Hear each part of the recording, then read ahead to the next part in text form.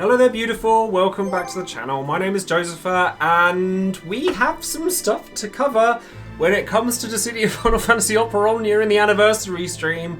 Before we do anything, I'm gonna leave a clip from my stream today about the global first announcement, because I kind of feel like it was almost tailor-made for me in some ways, because I'm just gonna let it play. Music, that's intentional, so please enjoy. Okay, get ready.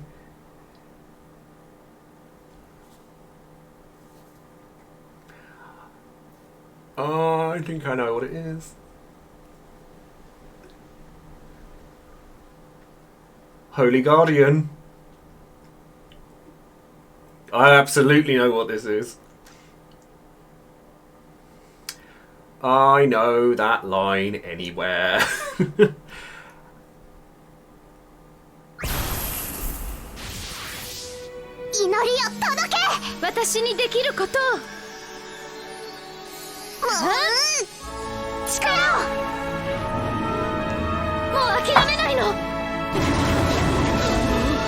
Alexander.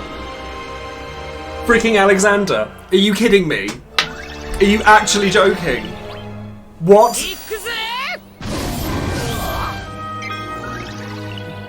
Alexander versus Bahamut.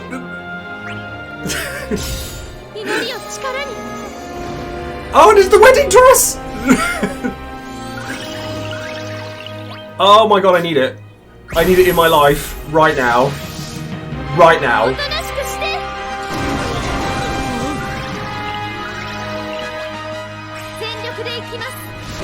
It's FF9 themed.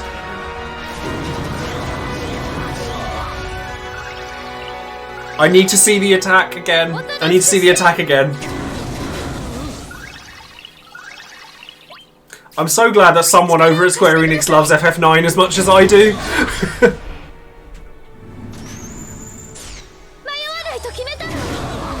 Royal gown, whatever it is, I don't care. I need it. I need it all. I need all of it. Early C90. And that music. I was talking about the tattoo for Alexander. Wasn't I? I was literally talking about getting a tattoo of Alexander. Like... And it's another trap. Oh. I'm so excited. And the laser beams. And the boss is Kuja and Bahamut! What are you doing to me?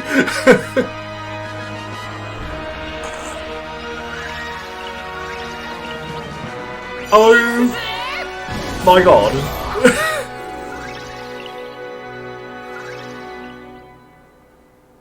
Oh, I think I just died. So yeah. Alexander versus Bahamut in Final Fantasy IX in DFFOO, and I'm losing my mind just a little bit, but we have a lot more to cover than just that, so if you are interested in all of the happenings from the anniversary live stream, then of course, as always, do stay tuned and keep on watching. Now before we get started, of course, if you want to see more stuff like what you just saw there and a bunch of loads of other stuff, then do come along and find me over on Twitch. A massive thank you comes out to all of you who joined in today's stream. We broke over 1,000 viewers at one point, which is mind-blowing to me. And we had a really good time kind of looking over the retrospective of 2021 with DFFOO, and I actually got some very interesting stats from it that I might be able to make some video content out of. So a massive thank you comes for all of you guys that came along to support the stream today. It was absolutely phenomenal and really exciting. And of course, I do always shout out one of my patrons every time I release a new video. And today that person is going to be Luka Yasha, who is one of my Ultima patrons with Bahamut as their title card, and has honestly been somebody who's supported the channel a great deal and has become a really good friend. So thank you very much for doing that, and to all of my patrons who support the channel further. And of course, don't forget to take a look at all the other content creators and resources out there for Dissidia Final Fantasy Opera Omnia. All of us work really hard to bring you guys content and resources, all of the above, so please do go and check them out too. Now, we have a lot to cover, obviously, with it being the 4th anniversary, but I do want to give a shout out to Crystal and Joshua for doing such a good job when it comes to doing the community stream and all of this stuff. It really is magical, the work you guys do, and I appreciate it endlessly, and I'm sure every player of the game does, so thank you very much for doing that. And let's go into some of the exciting stuff, shall we? Now, tomorrow we have rather a lot coming out on its own. So first things first, we have the 4th anniversary campaign, where we're getting 10 free reverse multis on 8 banners that we know about and 2 that we don't. So I'm going to try and keep everyone updated as best I can with the units as they come out. Like this month, I imagine I'm going to be doing a lot more coverage for Final Fantasy or Dissidia than like I have done the past few weeks. I'm probably not going to be able to do it once a week, and I'm going to have to break it up again, but just so that I can keep up with things as they're released. But it's looking like we've got 8 banners that we know about and 2 that we don't. But on top of that, we've got a daily free multi-draw with a different banner every 5 days that features some LDs and EXs from specific games. So, hey, maybe we'll get some freebies out of that. Like, I'm missing a lot of LDs and would like to get some stuff from that. Maybe we'll get something cool. Radiant artifacts are doubled, which is fantastic. Brilliant time to start farming that up if you haven't already. We get some daily missions that will give us guild tickets, EX tokens and EX plus stuff, Ultima armor stuff, all that good stuff. And we get stickers and status badges as well, so lots of free stuff to come. And then as well as that, we get the start dash draw banner, which I have actually already covered. However, there is a caveat to that. In that video, I wasn't sure what was going to come out, and neither was anybody else. And everyone, including me, made the assumption that all 3 of the characters on the Start Dash banner were going to get their C90 and their rework and their BT pluses, etc. Now, that's not true. We are only going to be getting that for Lightning. So she gets her level 90 in her rework. So all of the stuff that I said in that video is going to apply, but we are sadly not going to be getting that for Squall and Cloud just yet. I can't imagine it's going to be a hugely long time before we do see them, and honestly, they probably were a bit overtuned for this point in the game, as well as everything else that we're getting in the anniversary, so I'm not shocked to see that happen. But it's still a banner with 3 BTs in it. Like, it's still got value, it's still going to be really good for new players. Honestly, it's just good stuff. And on top of that, we get Co-op First Meet Reset, which is fantastic for getting even more gems than we were going to get previously. So, free resources all around. We're also getting 7,000 free gems just for logging in tomorrow, so that's pretty good too. We also got a large number of Q&A questions, which I'm not going to go over in huge detail for all of them, because in all honesty, there were a lot of we are going to work on these things in smaller ways, but we have nothing to announce at this time.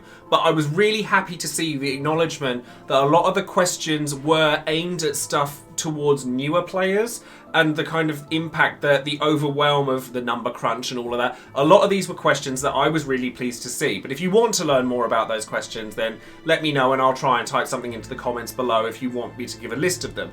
We do also have an FF Portal at Points campaign, which has been improved, actually, because the resources that we get from these are actually a lot better. We get tickets from these, more gems, and because of those, it'll be interesting to see what you get from the 1.2 million points instead of what we've had before. So do go on there if you have it. Now, we also have like some sales coming around. 10% gems back on anything you buy, which is the same as last year and honestly does make a big difference. You'd actually be pretty surprised to see what sort of things that like we'll see on that. But we also have a new thing, the Chocobo Token Gem Bundles. Now, we've been told that we're being given some gold Chocobo tokens and silver Chocobo tokens as a giveaway for the anniversary. But this is a new thing for players who are trying to play catch-up by going in, you buy these Chocobo tokens and then you can max out enhancement points, summon board points, crystal levels, that kind of thing. Honestly, I don't think you really need to be buying these. Honestly, on the back of the fact that this is all stuff you could do by spending some time and like not even like having to concentrate on the game. You can realistically do it offhand and not worry about it. But if it is something you want to do quickly, then it is an option for you. And then we do have some limited time offers, as I would expect, and then Kupo card minis. I was kind of hoping to see another LD shop. Maybe we will and it wasn't announced, but I was kind of hoping to see something like that. But if it's not there at this point in time. So Kupo cards can be pretty good. If you're wanting to like benefit from the 10% cashback and you spend money on the game, then these might be something worth considering. And now for the big one. So we have Garnet getting a BT first for global that I just about lost my goddamn mind over when I saw it, because you guys know how much I love Alexander. I talk about Alexander all the time on my streams. Genuinely considered getting a tattoo of Alexander on my, well, wherever I can find space. I haven't got any space on my back, but I'm absolutely gobsmacked with this. I love the costume, absolutely love it. But let's take a look at what it actually does. She's getting her C90 rework early, which is already really powerful for those of you who have her LD. I am not one of those people. I will be after tomorrow, that's for sure. And the BT is like, wow, like really strong. So the BT effect has a attack that triggers when it ends. So similar to Ace, but it removes all your debuffs, does a big old HP attack, and then it grants a buff to the party, which is very unusual, but it's her burst effect, which is already phenomenal by having HP damage limit plus 30%, Brave gains plus 30%, which we love, attack, initial bravery, brave damage, HP damage, overflow, and an incremental brave gain, so refund of damage of bravery after HP damage. And then apart from the brave gain in the HP damage limit, you get it again, like with the frame buff. And so you get a lot out of this BT effect, particularly if you're using it twice.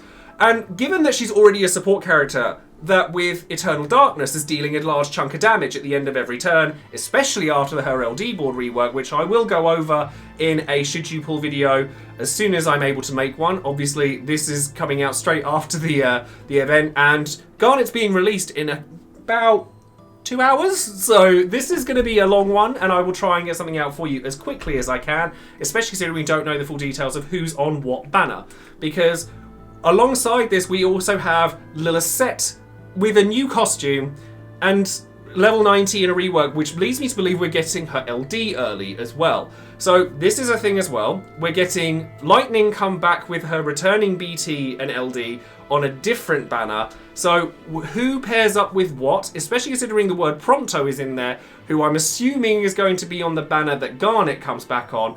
We'll just have to wait and see. Lilith's also coming with a new costume. And we're getting another Global First Weapon gloss as well, which I actually really like. I don't like a lot of them, but I really like that one. But the big thing, and honestly, this excited me almost as much as Garnet herself did, is I have been asking for Global First content for months.